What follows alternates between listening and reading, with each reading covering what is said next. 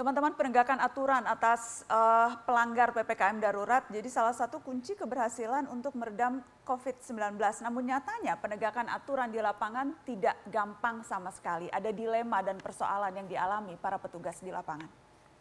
Sendiri, ibunya nggak ada. Bilang saya mau ke rumah sakit, saya mau ke rumah sakit. Ibunya mana? Nanya kamar, Pak. Saya ditolak kamar.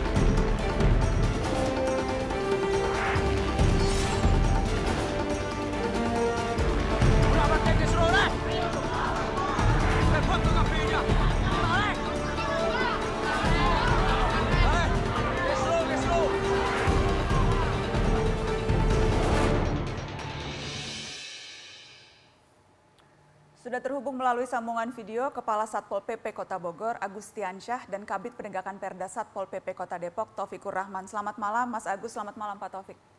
Malam, Mbak Nana. Saya ke Bogor dulu, ke Mas Agus. Mas Agus, saya membayangkan pekerjaan Anda dan kawan-kawan di lapangan ini sangat dilematis begitu, terutama kalau harus berhubungan dengan pedagang kecil yang memang faktanya melanggar aturan, tapi mereka terkadang tidak punya pilihan. Bisa diceritakan apa yang kerap Anda temui di lapangan? Ya, makasih Mbak Nana. Jadi kami di Kota Bogor memang selama pemberlakuan PPKM darurat ini banyak sekali yang kami hadapi di lapangan, terutama berkaitan dengan para pedagang kaki lima yang berjualan di malam hari. Mereka berjualan jam 5 buka tenda, lalu jam 8 sudah kita minta buat tutup. Jadi artinya sangat kurang sekali kesempatan mereka buat mencari rezeki untuk ke rumah mereka. Di Kota Bogor ini kami menerapkan pola-pola tegas tapi humanis kepada para pedagang. Kami menyampaikan sosialisasi peraturan PPKM ini kepada para pedagang dengan cara yang humanis. Dan buat kami ini lebih efektif dibandingkan dengan pola-pola yang kita pakai sebelumnya, dengan pola-pola penindakan dengan pola represif, karena pemberlakuan PPKM ini kan adalah niat baik pemerintah. Nah, niat baik ini harus disampaikan dengan komunikasi yang baik kepada para warga, kepada seluruh warga. Jadi niat baik dengan komunikasi yang baik, insya Allah akan menjadi hasil yang baik.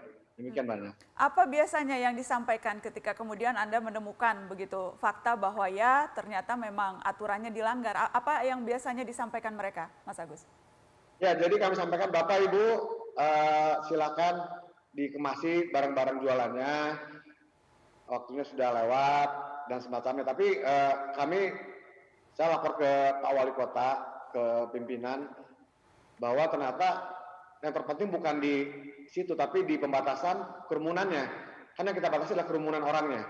Jadi kita sepakat penekanan ada pada pengunjung tidak boleh makan di tempat. Kalau dia buka lewat jam, ya selama tidak ada meja kursi di tempat dia berjualan, salah satu tidak masalah, tidak mengundang orang buat berkerumun di tempat mereka berjualan.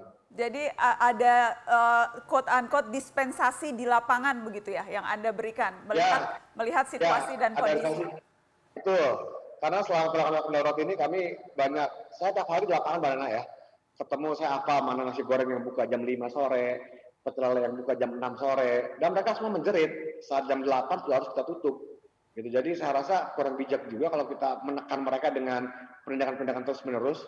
Tapi kalau kita sudah beri dispensasi ini, artinya kita sudah beri mereka kebijakan untuk bisa berjualan sedikit melewati jam yang ditentukan, tapi mereka masih menyiapkan meja kursi, itu baru kita tindak. Tapi selama itu tidak menyiapkan makan tempat, kita fine-fine saja. Yang penting tidak ada perkerumunan orang di situ. Itu intinya. Oke, saya ingin ke Depok dengan Pak Taufik, Kabid Penegakan Perda Satpol PP. Pak Taufik, saya lihat Anda sedang di Jalan Raya ya Pak Taufik, persisnya di mana Pak? Betul Mbak Nana, sedang di Jalan Raya, giat penyekatan malam hari ini yang kita lakukan setiap malam dan setiap hari dengan rekan-rekan dari TNI, Polri, dan Mbak Nana. Apa bisa cerita ke mata najwa Pak Taufik, dilema yang harus Anda hadapi di lapangan saat ini?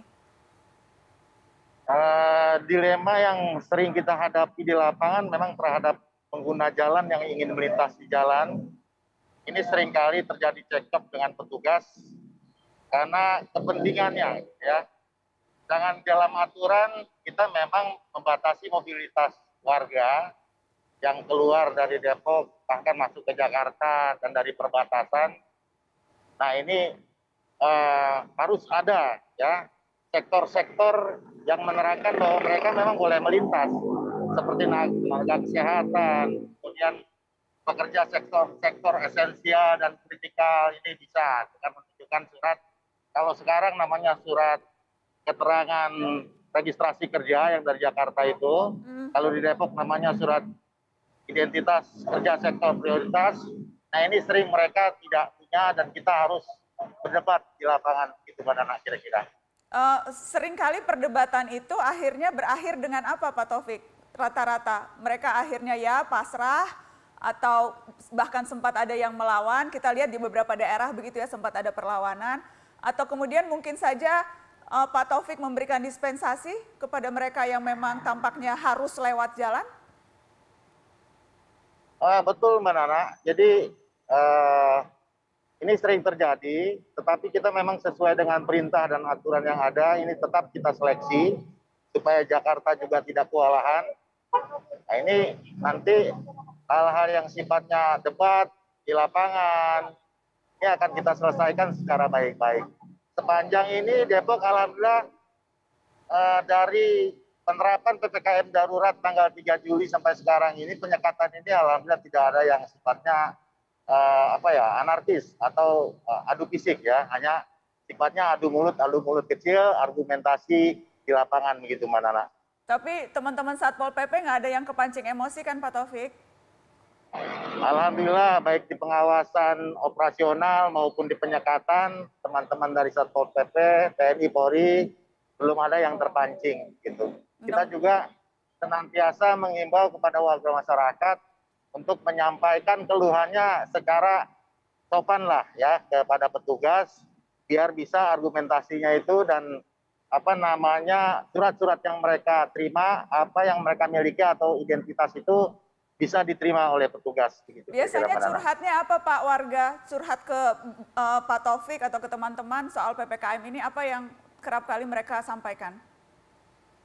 Ya, banyak sih, Mbak. Di antaranya kadang-kadang ibu-ibu, ya, mama yang ingin buru-buru gitu, ya. Ketujuannya ini sekali ini ngapain sih disekat-sekat, kita mau banyaklah. Kalau pencari kerja atau pekerja ini kita mau cari uang, keluarga kita juga butuh cari makan segala macam. Ya kita bilang boleh melintas gitu, ya, tapi kita udah kasih opsi bahwa jalan lain pun bisa nanti sampai tujuan, ya. Tetapi ngotot ingin melintasi jalan yang emang kita lakukan pembatasan mobilitas warga gitu, Pak. Terus saya ingin tahu Pak Taufik dan teman-teman ketika kemudian ada yang sampai saya harus cari makan, ini harus kerja, kalau nggak lewat nggak bisa cari makan begitu. Itu apa yang Pak Taufik kemudian terbersit di benak begitu ketika dengar itu? Kalau secara manusiawi sih memang kita sama, ya, Pak, dengan tadi Kota Bogor juga tadi sudah menjelaskan terhadap pembatasan operasional usaha gitu, ya. Nah ini juga di jalan. Cuma memang nanti kita secara aturan ya harus kita tegakkan. Kemudian secara humanity kita juga melihat mana yang memang argumentasinya dan dokumentasi lengkap atau bisa melintasi, ya kita persilahkan. Sepanjang itu masih bisa memenuhi syarat gitu, Pak. Untuk menghindari debatable di lapangan. Saya ke Kang Agus.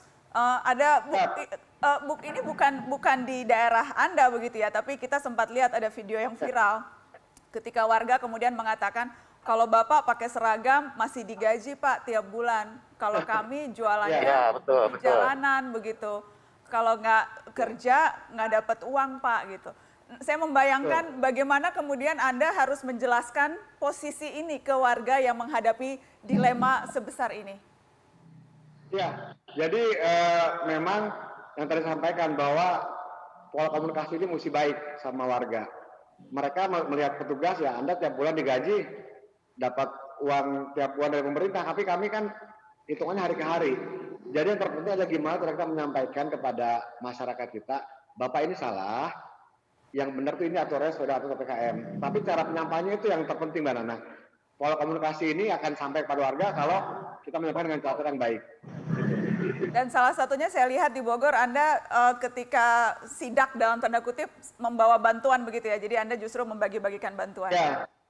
Ya, jadi memang banyak sekali keluhan-keluhan dari para pedagang yang kami tindak sebelum-sebelumnya. Pak, kita buat makannya susah. Jadi kami hadir ke sana itu bahwa negara tidak hanya menindak, itu memberikan solusi, gitu.